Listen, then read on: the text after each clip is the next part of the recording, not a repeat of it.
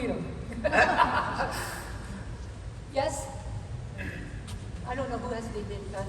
Oh, there it is, okay. All right, I have a good morning, commissioners, from my start. Good afternoon, commissioners, and executives, others.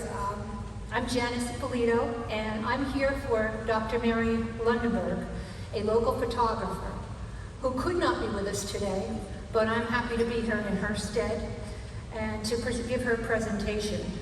As Floridians, we have a choice. We can choose to deny this proposal for a phosphate mine and preserve habitat for creatures like this threatened sandhill crane.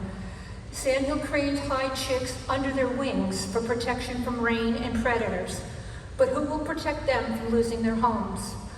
But habitat loss is the most critical issue facing wildlife today, especially when nearly 1,000 people are moving to the state every day. Why would we choose to destroy their habitat for a phosphate company? Next. Or we could, and do I have the machine? Yes, I'm sorry. Or would we choose to allow Mosaic to mine in this area and harm wildlife by destroying thousands of acres of their habitat, which can never be fully reclaimed as Mosaic promises? Florida panthers, we on there? Yes. Okay. Habitat loss remains a serious threat to this endangered species. Am I next on this one?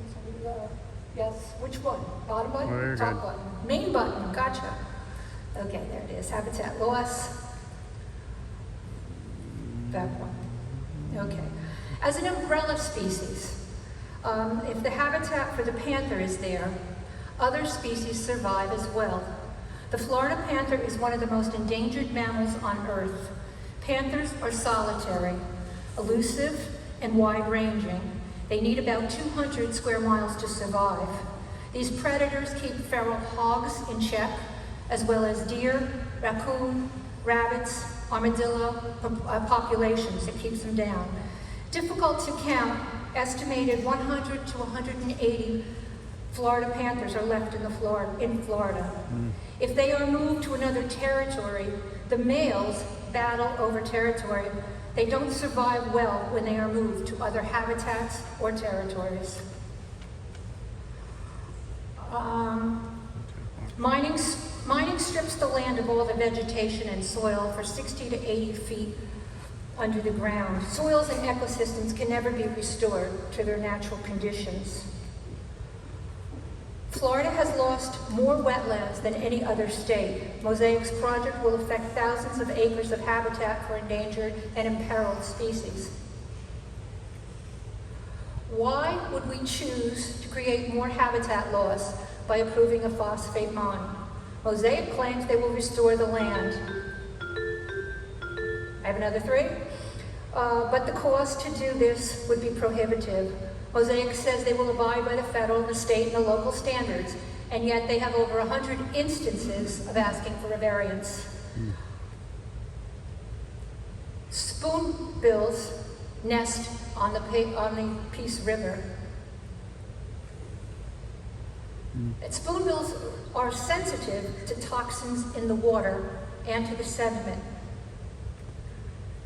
It isn't enough to count a few birds who land on reclaimed area and assume all is well. Birds frequently are damaged by poison in the water caused by waste. What kind of long-term research is Mosaic proposing?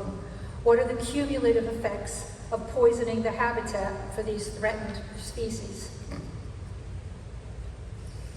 Manatees are threatened and starving due to habitat loss and toxic water.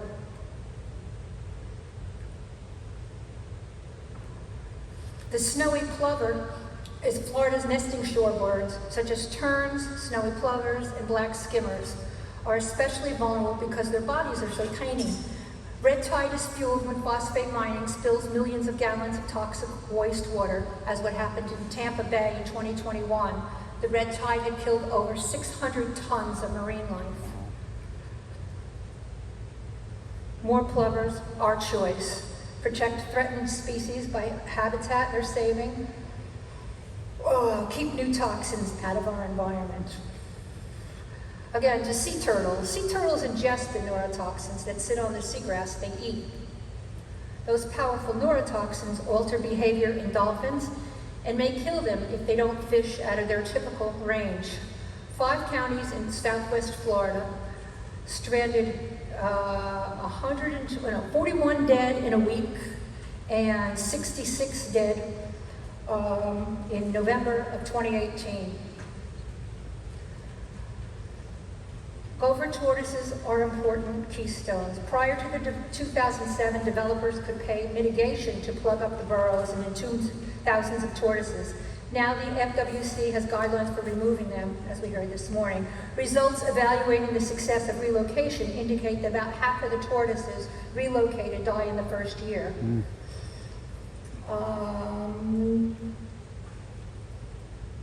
Natural wetlands.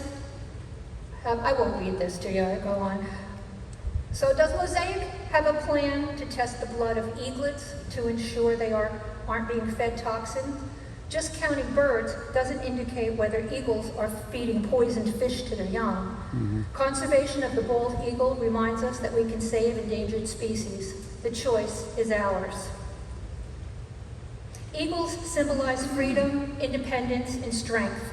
We can't replace the complex biodiverse ecosystems through reclamation and mitigation. I'm almost done. Best to choose to preserve wild Florida for us and for generations to come.